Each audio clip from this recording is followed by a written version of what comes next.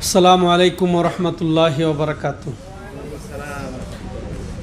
আলহামদুলিল্লাহি রাব্বিল আলামিন ওয়াল আকিবাতু লিল মুত্তাকিন ওয়াসসালাতু ওয়াসসালামু আলা আশরাফিল আমবিয়াই ওয়াল মুরসালিন নবিয়িনা মুহাম্মদ ওয়া আলা আলিহি ওয়া সাহবিহি ওয়া মান তাবিআহুম বিইহসানিন ইলা ইয়াউমিদ্দিন, আম্মা বা'দ।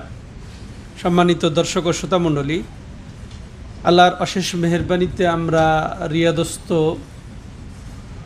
বাথা ইসলামিক সেন্টার কর্তৃক আয়োজিত এই ধারাবাহিক কিতাবুত তাওহীদের ক্লাসে উপস্থিত। আজকে মাশাআল্লাহ সেই মহিমান্বিত সর্বসেরা দিনগুলির চতুর্থ দিন, অর্থাৎ 1445 হিজরির 4ই জিলহিজ্জা রোজ সোমবার। এই গভীর রাত্রিতে আমরা ক্লাস শুরু করতে যাচ্ছি। তো লেহ রাহিমাহুল্লাহ ইতিপূর্বে তার মাশাআল্লাহ নীতি অনুযায়ী তাওহীদের ধারাবাহিক আলোচনায় শিরকের খণ্ডন করে যাচ্ছেন। হ্যাঁ, এর পূর্বের অধ্যায়ে তিনি যে সুন্দরভাবে শিরকের অকাট্য দলিল দ্বারা খণ্ডন করেছেন, তারই ধারাবাহিকতা রক্ষার্থে এই পর্বেও তিনি শিরকের খণ্ডন করেছেন। এর দ্বারা মূলত তিনি মাখলুকের এই যে অসারতা, অপারগতা এবং আল্লাহ রাব্বুল আলামিনের মহান কুদরতের বর্ণনা দিয়েছেন বা সাব্যস্ত করেছেন। এর মাধ্যমে তাওহীদেরই মূলত সাব্যস্তকরণ তিনি। তো ইতিপূর্বের অধ্যায়ে এটাও তাওহীদের সুসাব্যস্ত ছিল, এ পর্বেও তাই, কিন্তু শিরকের অকাট্য দলিল দ্বারা খণ্ডন করা। তো আগের অধ্যায় আর এই অধ্যায়ের কিছু পার্থক্য আছে। আগের অধ্যায়ে ছিল যে দুনিয়ার সেরা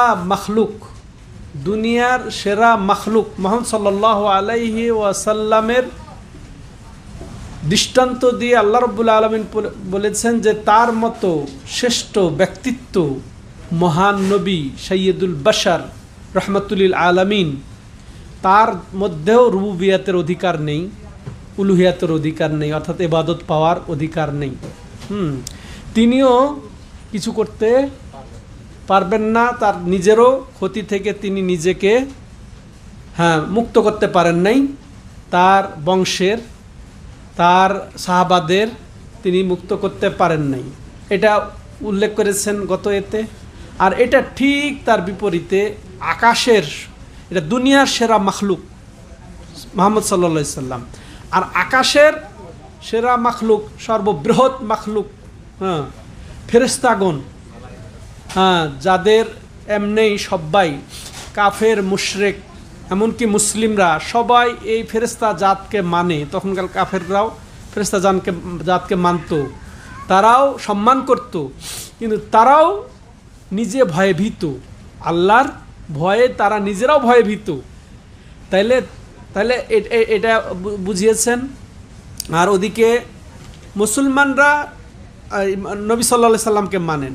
আর এই অধ্যায়ে মুসলিম কাফের সবাই ফেরেশতাদেরকে মানেন। তারপর আল্লাহ রাব্বুল আলামিন দৃষ্টান্ত দিয়ে বুঝাচ্ছে যে এরা এত মহান হওয়া সত্ত্বেও, দুনিয়ার সর্বসেরা, আকাশের সর্বসেরা অস্তিত্ব ব্যক্তিধর, এরা যদি অপারগ হয়, এরা যদি রুবুবিয়াতের অধিকারী না হয়, এরা যদি ইবাদতের অধিকারী না হয়, এরা যদি কিছু না করতে পারে, এরা যদি অপারগ হয়, এছাড়া আর কে হবে যে তার অধীনস্থদেরকে, যে তাদের ইবাদত করে দাসদেরকে কে সহযোগিতা করবে? কে তাদেরকে সহযোগিতা করে উদ্ধার করে দিবে? এটাই লেখক রাহিমাহুল্লাহ এভাবে সুন্দর করে প্রকাশ করেছেন।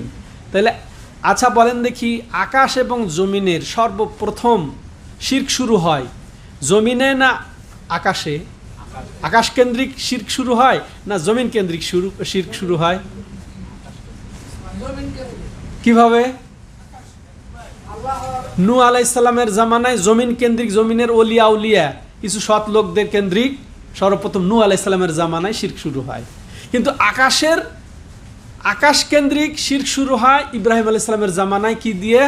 তারকা দিয়ে, ঠিক আছে, তারকারাজি দিয়ে, হ্যাঁ, সূর্য দিয়ে, চন্দ্র দিয়ে, এগুলা দিয়ে। তো সম্মানিত, আর এগুলার অসারতা প্রমাণ করে আল্লাহ রাব্বুল আলামিন শিরকের খণ্ডন করেছেন। তো ঠিক ওটাই লেখক রাহিমাহুল্লাহ এগুলা তুলে ধরেছেন। এবার আসেন, এখানে বলছিলাম যে যেহেতু নবী সাল্লাল্লাহু আলাইহি সাল্লাম সেই বড় বড় ফেরেশতা, আল্লাহর নৈকট্য অর্জনকারী ফেরেশতা, এরাও কোনো কিছু সৃষ্টি করতে পারে না, বিপদ আপদ মুক্ত করতে পারে না, রিজিক দিতে পারে না, নিজেদেরও মুক্ত করতে পারে না। তো ঠিক আমাদের নবী সাল্লাল্লাহু আলাইহি সাল্লামেরও তাইলে কোনো রকমের রুবুবিয়াতের তার অধিকার ছিল না যে তিনি কিছু সৃষ্টি করেছেন, বা তিনি রিজিক দেন, বা তিনি বিপদ আপদ মুক্ত করেন, বা উপকার করেন, এরকম যেহেতু ছিল না, তো তাহলে ফেরেশতাদেরও ছিল না, তাইলে আর কেউ তাহলে এই অধিকারভুক্ত হতে পারে না একমাত্র আল্লাহ ছাড়া। এটাই তিনি মূলত প্রমাণ করতে চাচ্ছেন। সম্মানিত দর্শক ও শ্রোতা মণ্ডলী, এরপরে ফেরেশতাদের এই অধ্যায়ে ফেরেশতাদের বর্ণনা দিচ্ছেন লেখক রাহিমাহুল্লাহ। তো ফেরেশতা এমন এক জাত আল্লাহ রাব্বুল আলামিনের সৃষ্ট, সে সবচেয়ে বৃহৎ মাখলুক বলা যায় যে প্রাণী জগতের মধ্যে। তো তারা বিশাল আকৃতির, বিশাল দেহের। ফেরেশতাদের মধ্যে সেরা হচ্ছেন জিবরিল আলাইহিস সালাম। তো তার বর্ণনা নবী সাল্লাল্লাহু আলাইহি ওয়াসাল্লামও দিয়েছেন, ওয়ালাহু সিবতু মিয়া জানাহ, তার রয়েছে 600টা ডানা। হ্যাঁ, তো সাদ্দাল উফুক, একের মহাশূন্যকে একেবারে ঘিরে ফেলে। তার এত বড় আয়তন হওয়া সত্ত্বেও তার রুবুবিয়াত এবং ইবাদতের অধিকার নেই।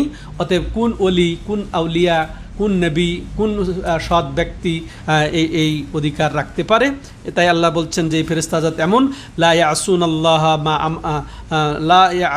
ইয়াসুনাল্লাহ মা আমারাহুম ওয়া ইয়াফআলুনা মা ইউমারুন, যে এই ফেরেশতাজাত যা তাদেরকে হুকুম করা হয় তার কোনো অবাধ্য হন না। ওয়া ইয়াফআলুনা মা ইউমারুন, বরং তাদেরকে যা হুকুম করা হয় তা তারা পালন করে থাকেন, আনুগত্যশীল। তাদের অবস্থায় তারা অনুগত, তাইলে আর কে হতে পারে? তো সম্মানিত দর্শক ও শ্রোতা মণ্ডলী, তাইলে অবশ্যই তাইলে এই আল্লাহর সমকক্ষ আর কে হতে পারে? ফেরেশতা জাত যদি না হয়, আমাদের নবী সাল্লাল্লাহু আলাইহি সাল্লাম যদি সমকক্ষ না হয় আল্লাহর, তাহলে আর কারো সমকক্ষ হওয়ার বা অংশীদার হওয়ার কোনো সুযোগ নাই। এটাই প্রমাণ করবেন সম্মানিত দর্শক ও শ্রোতা মণ্ডলী। তো এবার আসেন, লেখক রাহিমাহুল্লাহ বলছেন, বাবু কাউলিল্লাহি তাআলা হাত্তা ইযা ফুজ্জিয়া আন কুলুবিহিম ক্বালু মাযা ক্বালা রাব্বুকুম ক্বালু আল হক ওয়া হুয়াল আলিয়ুল কবীর, যে যখন, এটা আরও আয়াত আছে ইতিপূর্বে, তো আমরা সংক্ষেপে যেটা শুনবো, যে যখন এই ফেরেশতাদের অন্তর থেকে ভয় দূরীভূত হয়ে গেল, ভয় দূরীভূত হয়ে গেল। কিসের ভয়? এটা আমরা পরে বলছি। আর আসলে আল্লাহ যখন ওয়াহি নাজিল করেন জিবরিলের প্রতি, তখন ওই আওয়াজ শুনে তারা ভয়ে প্রকম্পিত হয়ে তারা বেহুশি হয়ে যায়। তো ওই ভয় যখন দূরীভূত হয়, সেটার কথাই বলছেন, যে তাদের অন্তর থেকে যখন ভয় দূরীভূত হয়ে গেল, ক্বালু মাযা ক্বালা রাব্বুকুম, তারা এখন সুসংবাদ পাওয়ার জন্য আল্লাহ কি নাজিল করলেন, জিবরিলের মাধ্যমে কি নাজিল করলেন, জমিনে আকাশের ওপর থেকে কি নাজিল করলেন, এই সুসংবাদ পাওয়ার জন্য একজন আরেকজনকে বলতে থাকে যে তোমাদের রব কি বললেন, তো তোমাদের রব কি বললেন, ক্বালু আল হক, তখন তারা বলতো কি, যা হক বলেছেন, হক প্রচার করার জন্য নির্দেশ দিয়েছেন, হকেরই তিনি দাওয়াত দিচ্ছেন তার বান্দাদেরকে। ওয়া হুয়াল আলিউল কবীর, আর তিনি হচ্ছেন আলী এবং সর্বোচ্চ, এবং কবীর সর্ববৃহৎ। এখানে অনেক কিছুই আমরা বুঝতে পারি, যে এখানে আল আলিউল কবীর, এখানে ওই যে ফেরেশতাদের অপারগতা, ফেরেশতাদের ভয়, ফেরেশতাদের বিনয়, এগুলো ফুটে উঠছে। ঠিক তেমনইভাবে আল্লাহ রাব্বুল আলামিন সব কিছুর ওপরে আছেন। আলী বলতে এখানে আল্লাহ রাব্বুল আলামিনের ওপরে হওয়া, এটা প্রমাণ হয় এই আয়াতের মাধ্যমে। ওপরে হওয়া সাধারণত তিনভাবে হয়ে থাকে, আর সবভাবে আল্লাহ উপরে, তিন প্রকার, তিন ধরনেই আল্লাহ উপরে। একটা হচ্ছে উলুল জাত, অর্থাৎ আল্লাহ রাব্বুল আলামিন স্বীয় সত্তায় উপরে, এটাও সব প্রমাণিত এই শব্দটির দ্বারা।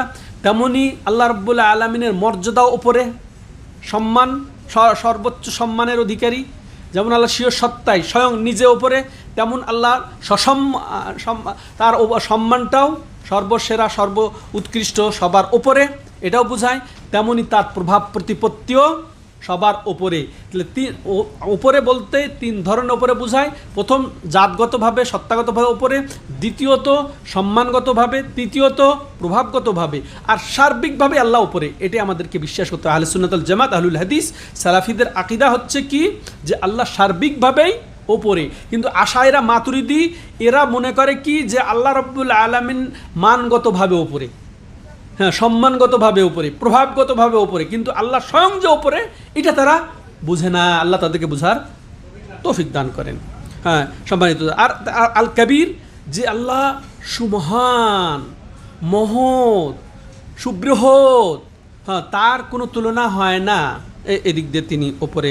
সম্মানিত দর্শক, তাহলে আয়াত দ্বারা আমরা যেটা বুঝতে পারলাম, যে এখানে আল্লাহ রাব্বুল আলামিন এই আয়াতের মাধ্যমে তিনি যা বর্ণনা দিচ্ছেন, যে তিনি ওয়াহি প্রেরণ করেন, হ্যাঁ, জিবরিলের মাধ্যমে। হ্যাঁ, সেই ওয়াহির আওয়াজ আছে, এটা আল্লাহর কালাম। আল্লাহর কালাম আসে, আল্লাহর কালামের আওয়াজ শুনে অন্য ফেরেশতারা বেহুশ হয়ে যায়। এটি আয়াতের মাধ্যমে এটা বোঝা যাচ্ছে, যে তার সম্মানে বেহুশ হয়ে যায়, তার আধিপত্যে বেহুশ হয়ে যায়, তার ভয় ভীতিতে ফেরেশতা জাত, এত বৃহৎ জাত পর্যন্ত ভয়ে প্রকম্পিত হয়ে তারা কেঁপে বেহুশ হয়ে যায়। এরপরে যখন তাদের আবার হুঁশ আসে, তখন তারা বলে, আমাদের রব কি নাজিল করলেন, কি সুসংবাদ দিলেন। হ্যাঁ, তো এটা মাযা ক্বালা রাব্বুকুম, তোমাদের রব কি বললেন। তখন আবার তারাই বলতে থাকে, যে আল্লাহ হকই বলবেন, তো তিনি হক এবং তিনি হকই বলবেন। হ্যাঁ, তো এবং তিনি সব কিছুর ওপরে, সব সার্বিকভাবে ওপরে, এবং তিনি সুবৃহৎ। তাহলে এই আয়াত দ্বারা আমরা যেটা জানলাম, যে এটা দ্বারা আল্লাহ রাব্বুল আলামিন সমস্ত মুশরিকদের, ইহুদি, খ্রিস্টান, হিন্দু, পৌত্তলিক, যত ধরনের মুশরিক আছে, এমনকি ওই অজ্ঞ মুসলিমদেরও এটাতে রদ হচ্ছে। এটা জবাব এখানে, যারা অলি কেন্দ্রিক বিভ্রান্ত হয়ে কবরে, মাজারে, দরগায় গিয়ে অলির কাছে ধর্ণা দেয়, অলির কাছে চায়, অলির কাছে আশা করে, অলির উপরে ভরসা করে, হ্যাঁ, যে বিপদ আপদ মুক্তির জন্যে, তো প্রয়োজন পূরণের জন্যে। তো এদেরও এখানে জবাব, হাই, এত আমাদের স্বয়ং নবী সাল্লাল্লাহু আলাইহি সাল্লাম বিপদে পড়েছেন, কিন্তু তিনি বিপদ মুক্ত হতে পারেন নাই নিজে। তারপরে তার সাহাবাদেরকে, তার বংশ বলিকে তিনি বলছেন, লা উগনি আনকুম মিনাল্লাহি শাইআ, তোমাদের থেকে আমি কিছুই করতে পারবো না। তাহলে এটা তাদেরও জবাব হচ্ছে কি না, মুসলমানদের জবাব হচ্ছে, অজ্ঞ মুসলিম যারা দরগায় মাজারে গিয়ে গৌস কুতুব দিয়ে বিভ্রান্ত হয়ে তাদের কাছে আশ্রয় চায়, তাদের কাছে প্রার্থনা করে। তো তারপর ইহুদি, খ্রিস্টান, হিন্দু, পৌত্তলিক সবার তো জবাব আছেই এই আয়াতের মধ্যে। সম্মানিত দর্শক ও শ্রোতা মণ্ডলী, তো ফেরেশতার মতো কেউ নাই বর্তমান জগতে, ফেরেশতার সমতুল্য কেউ হতে পারে এত বাহাদুর, এত শক্তিশালী, এত বৃহৎ, এত ক্ষমতাধর। হ্যাঁ, তারপরেও ফেরেশতারা আল্লাহর শুধু ওয়াহির আওয়াজে, তার বাণীর আওয়াজে তারা বেহুশ হয়ে পড়ে যায়। হ্যাঁ, তারা সহ্য করতে পারে না। আর অজ্ঞ মূর্খ, এই কি বলবো, অসহায়, এরা কার সাথে শরীক করে, আল্লাহকে, আল্লাহ রাব্বুল আলামিন। তো এরপরে আমরা যেটা বললাম, আল্লাহ রাব্বুল আলামিন কথা বলেন, এটা এবং এটা মাসমু, এটা শ্রুত, এটা শোনা যায়, এমন কথা আল্লাহ রাব্বুল আলামিন যেটা শোনা যায়, এবং সেটা যেরকম হওয়া উচিত আল্লাহর শানে, সেই রকমই তিনি কথা বলেন। এটাও প্রমাণিত হয়, যেমন আল্লাহ রাব্বুল আলামিন বলেছেন, মাযা ক্বালা রাব্বুকুম, যে তোমাদের রব কি বলেছেন। এখানে আল্লাহ রাব্বুল আলামিন বলেন নাই, মাযা খালাকা রাব্বুকুম, তোমাদের রব কি সৃষ্টি করেছে। তাহলে এটাও আরেকটা জিনিস, যে আল্লাহর কালাম এটা সৃষ্ট নয়, আল্লাহর কালাম এটা হচ্ছে তার সিফাত। আল্লাহর কালাম এটা তার সিফাত, তিনি যেমন চিরন্তন, তার বাণীও চিরন্তন, বাণী সৃষ্ট নয়, এটা বুঝতে হবে আমাদেরকে। এটাও বুঝতে পারলাম। তারপর আল্লাহ রাব্বুল আলামিন সব কিছুর ওপরে আছেন। ও তো বললাম, ওপরে কয় দিক দিয়ে, তিন দিক দিয়ে। জাতগত, সত্তাগতভাবে তিনি ওপরে, তারপরে পাওয়ারের দিক দিয়ে, প্রভাব প্রতিপত্তির দিক দিয়েও তিনি ওপরে, মান মর্যাদার দিক দিয়েও তিনি ওপরে। আজীবন মনে রাখবেন এটা। এরপরে তার বড়ত্ব, তার অসীমত্ব, এটাও প্রমাণ হলো। এবার আসেন, এই লেখক রাহিমাহুল্লাহ তার এই পর্বের দ্বিতীয় দলিল হিসেবে এবার হাদিস পেশ করছেন, যেটা বুখারীতে এসেছে, আবু হুরায়রা রাদিয়াল্লাহু তাআলা আনহু বর্ণনাকারী, আনি নবী সাল্লাল্লাহু আলাইহি ওয়াসাল্লাম। আবু হুরায়রা তিনি বলছেন যে নবী সাল্লাল্লাহু আলাইহি ওয়াসাল্লাম বলেন, ইযা কাদাল্লাহু আল আমরা ফিস সামাই দরাবাত আল মালাইকাতু বিআজনিহাতিহা খাদাআনান লিকাউলিহি কান্নাহু সিলসিলাতুন আলা সাফওয়ানা ইয়ানফুযুহুম যালিক ইলা আখিরিল হাদিস। একটু লম্বা হাদিস। তো এখানে নবী সাল্লাল্লাহু আলাইহি সাল্লাম থেকে আবু হুরায়রা বর্ণনা করছেন যে রাসূল সাল্লাম বলেন, যখন আল্লাহ রাব্বুল আলামিন আকাশের ওপরে কিছু নির্দেশ পাঠান, আকাশের ওপরে যখন নির্দেশ পাঠান, দরাবাতিল মালাইকা বিআজনিহাতিহা, তার এই নির্দেশ শুনে, তার ওই যে আওয়াজ শুনে, তার ওয়াহির আওয়াজ শুনে ফেরেশতারা তার পাখায় মারতে থাকে, তার পাখায় মারতে থাকে। কিসের কারণে? বিনয়ের কারণে, আনুগত্যের কারণে। কি আল্লাহর এই কালাম শুনে, কান্না হয়ে তার আওয়াজ শুনে, যে তার আওয়াজ, তাহলে আল্লাহর কথার আওয়াজ আছে, এটা হারফ এবং সাউথ, বর্ণ এবং আওয়াজ আছে, এটা বোঝা যাচ্ছে। তো এটা শুনে তারা কি করে? পাখা মারতে থাকে। সিলসিলাতুন আলা সাফওয়ান, যে এটা একেবারে জড়ো কঠিন শক্ত পাথরে যেরকম জিনজিরের আঘাত হানলে, বজ্রাঘাত হানলে যেরকমভাবে আওয়াজ হয়, সেরকমভাবে ফেরেশতারা তাদের পরের বাড়ি মারছে, আর সেটা বাস্তবায়িত হচ্ছে। ফেরেশতাদের মধ্যে তার আওয়াজটা প্রচার হয়ে যাচ্ছে। হাত্তা ইদা ফুজ্জিআ আন কুলুবিহিম, তাহলে বেহুশ হয়ে যাচ্ছে তার এই অবস্থা, ভয়ে ভীত হয়ে। এরপরে আবার বলছেন রাসূলুল্লাহ সাল্লাল্লাহু আলাইহি ওয়াসাল্লাম যে যখন তাদের অন্তর থেকে ভয় দূরীভূত হলো, ক্বালু, তখন তারা বলল, যেন এই হাদিসটা ওই আগের আয়াতেরই তাফসীর, ঠিক সেম। তারপরে তারা যখন ভয় দূরীভূত হলো, হুঁশ আসলো, মা দাকাল আর বকুম, একজন আরেকজনকে জানতে চাচ্ছে যে কি বললেন তোমাদের রব। কালু, আবার তারাই বলছেন কি আল হক, আল্লাহ হকই বলেছেন, তিনি হক। ওহুল আলী আল কবির, ওই দেখেন আয়াতও আসছে আলী আল কবির, তিনি সর্বোচ্চে, সর্ব উপরে, সব দিক দিয়ে উপরে, আল কবির সর্বমহান, সর্ববৃহৎ। ফায়াসমাউহা মুস্তারিকুস-সাম, এই যে যখন এরা বলাবলি করতে লাগলো আল্লাহ কি বলেছেন, হক বলেছেন, তখন এখানে একটা সুন্দর রহস্য দেখেন। তখন কি হয়? কালাম চোর, অর্থাৎ কথা চুরি করে, আড়ি পাতে। এখন মোবাইলে আড়ি পাতা বুঝি তো আমরা, তাই না? সরকার চাইলে গোয়েন্দা বিভাগ আড়ি পাতে কারো কথা ট্র্যাক করার জন্যে।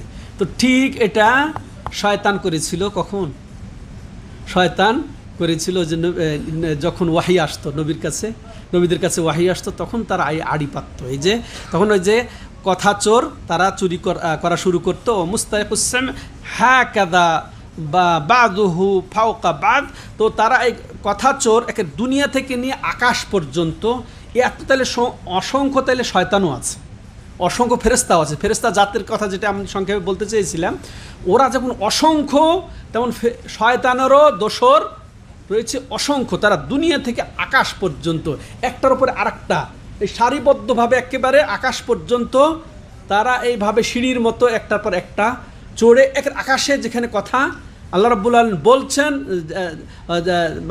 বা যেখানে কথা হচ্ছে, ফেরেশতাদেরকে বা জিবরিলকে বলছেন, ঠিক ওই পর্যন্ত তারা পৌঁছে যায়। ফেরেশতারা বলাবলি করতে থাকে, তো ওই পর্যন্ত পৌঁছে যায় একটা। ওয়াসাফাহু সুফিয়ান, তো সুফিয়ান রাহিমাহুল্লাহ তিনি তখন তাদের বর্ণনা দিচ্ছেন, যে তিনি বুঝে, নবীর কাছ থেকে বুঝে উনি বর্ণনা দিচ্ছেন যে ওরা একটার পর একটা, এই না যে এভাবে আছে তা না, একটার পর একটা এইভাবে চড়তে ওপর পর্যন্ত আছে।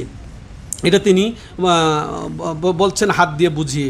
ফায়াসমাউল কালেমা ওয়া ফায়ুলকিহি ইলা মান তাহতাহু, তো প্রথম ওই ওপরে যে সর্বোচ্চ শয়তান, যে ও শুনে ফেলে, ও শোনার পরে তার নিচে যে তাকে ট্রান্সফার করে, এরপরে সে তারপরে শেষ পর্যন্ত সে তার নিচে এসে তখন ওই যে জাদুঘরের ভাষায় ওটা প্রকাশিত হয়, জাদুঘরের কাছে আসে, বা কাহেনের কাছে। কাহেন হচ্ছে গণক, জাদুকর যে ওই যে গোপনভাবে তন্ত্র মন্ত্র দিয়ে জাদুকর্ম করে, সে হচ্ছে জাদুঘর। আর কাহেন বলা হয় যারা কি করে, যারা ওই যে ভবিষ্যতের খবর দেওয়ার দাবি করে, তারপর গোপনীয়তার খবর দাবি করে, এরা হচ্ছে গণক, গুনে যারা করে, এদের কাছে ওই শয়তান, আসল জিন শয়তান, এই মানুষরূপী শয়তান, জাদুঘর এবং গণককে ওরা কিছু পৌঁছে দেয়।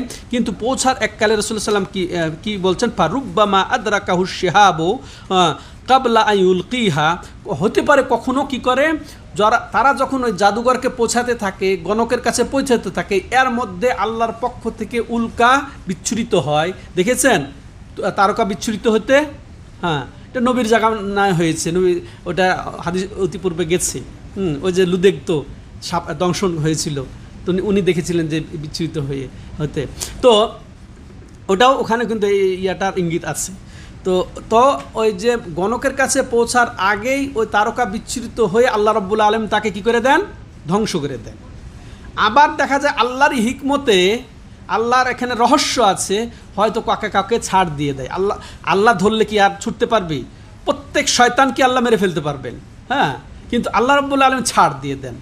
কোনো শয়তানকে আর না মেরে তখন ও যখন না মারেন বাঁচিয়ে দেন আল্লাহ রাব্বুল আলামিন, তারকা তারপরে না পড়ে, তখন সে কি করে ওই গণকের কাছে, জ্যোতিষীর কাছে, জাদুঘরের কাছে পৌঁছে দিতে পারে। ঠিক আছে, এরপর রাসূল কি বলছেন? ওয়ারুব্বামা আলকাহা কাবলা আন ইউদরিকাহু। তো ওই তারকা বিচ্ছুরিত হওয়ার আগে সে কথাটা পৌঁছে দিতে পারে। তখন সে ওই শয়তান ওর সাথে যেটা নিয়ে চলে আসতে পেরেছে ফেরেশতাদের কাছ থেকে, চলে আসতে পেরেছে, ওর সাথে ও রাসূল কি বলছেন? মাহা মিয়া কাদিবা, সে 100টা মিথ্যা বা 99টা, একটা তো সত্য আর 99টা মিথ্যা তার সাথে যুক্ত করে দেয়।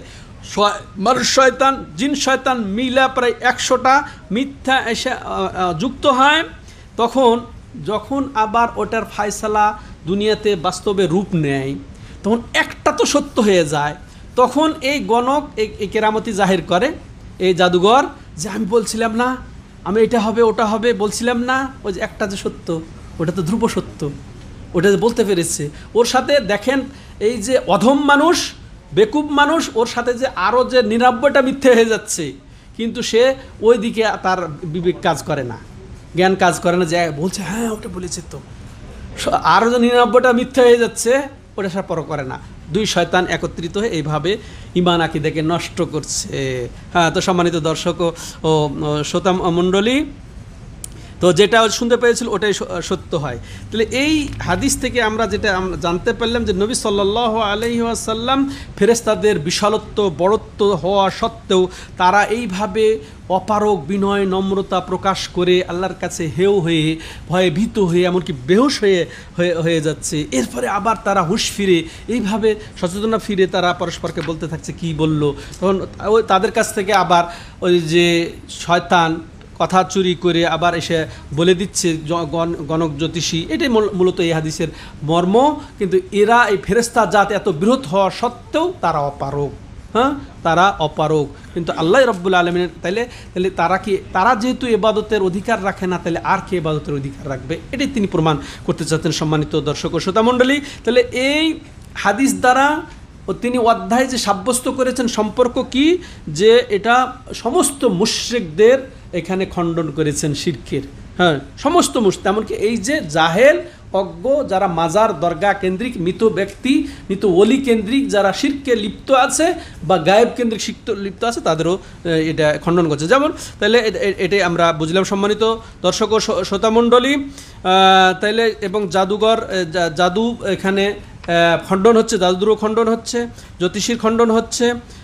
তাহলে এটা আমরা পেলাম। আরেকটা হাদিস, যাই হোক এটা না বললেও হবে, আমরা অন্য বিষয়ে যাব যেহেতু। আরেকটা যেটা হাদিস আছে আর প্রায় সেম মর্ম তাৎপর্য, এই প্রথম একটা আয়াত এবং একটা হাদিস পড়লাম। এরপরে নওয়াস ইবনে সামান রাদিয়াল্লাহু তাআলা আনহু বর্ণিত হাদিস, যেটা ঠিক ক্বাল রাসূলুল্লাহ সাল্লাল্লাহু আলাইহি ওয়াসাল্লাম ইযা আরাদাল্লাহু তাআলা আইয়ুহা বিল আমরি তাকাল্লামা বিল ওয়াহয়ি আখাযাতিল সামাওয়াতি মিনহু রাজফা। এটা আরেকটা এইটুক বলে শেষ করি, যে তিনি বলছেন যে রাসূলুল্লাহ সাল্লাল্লাহু আলাইহি ওয়াসাল্লাম বলেন, যখন আল্লাহ রাব্বুল আলামিন কোনো ওয়াহি পাঠাতে চান, ওয়াহি প্রেরণ করতে চান, তো তিনি যখন কথা বলেন তখন আকাশ কেঁপে ওঠে। আল্লাহু আকবার। আকাশ পর্যন্ত তার ওয়াহির ভারত্ব, গুরুত্ব, হ্যাঁ, তার এতে তার আকাশ পর্যন্ত কাঁপতে থাকে। হ্যাঁ, আল্লাহর ভয়, আল্লাহ আকাশ। তাহলে আকাশ কত বৃহৎ সৃষ্টি, আকাশ কত বৃহৎ সৃষ্টি, তার চেয়ে আকাশ মণ্ডলী আরও যে কুরসি আছে কত বৃহৎ বৃহৎ সৃষ্টি, সব কিছুই আল্লাহর অধীনস্থ এবং বিনয় অবনত হয়ে যায়। হ্যাঁ, তাইলে আর কোন অলি, একটা মূল কথা এটাই, আর কোন অলি, আর কোন গাউস, আর কোন কুতুব আসবে যে তাকে সাহায্য করবে? তাহলে যাই হোক, এই হাদিসটার ব্যাপারে কিছু কথাও আছে, যাই হোক ওদিকে আর আমরা যাচ্ছি না। তো মূল কথা আমরা আশা করি জেনে গেছি যে লেখক রাহিমাহুল্লাহ তার অকাট্য দলিলের মাধ্যমে শিরকের অসারতা এবং খণ্ডন করেছেন। হ্যাঁ, তো এইভাবে আল্লাহ আমাদেরকে তৌফিক দান করেন তাওহীদের মর্ম পুরোপুরি উপলব্ধি করে, হ্যাঁ, তাওহীদকে নিজের জীবনে, পরিবারে এবং সমাজে বাস্তবায়ন করার, এবং তার বিপরীত শিরক থেকে আল্লাহ রাব্বুল আলামিন আমাদেরকে হেফাজত করেন, আমাদেরকে মুক্ত করেন। আপনারা আমাদের সাথে থাকবেন ইনশাআল্লাহ। আমরা দ্বিতীয় তৃতীয় পর্বে কুরবানির বিবরণ শুনব। তো আল্লাহ তৌফিক দাতা। হাদা হুয়া সাল্লাল্লাহু আলা নবিনা মুহাম্মদ ওয়া আলা আলিহি ওয়া সাহবিহি আজমাইন। সুবহানাকাল্লাহুম্মা ওয়া বিহামদিকা আশহাদু আল্লা ইলাহা ইল্লা আনতা আস্তাগফিরুকা ওয়া আতুবু ইলাইক।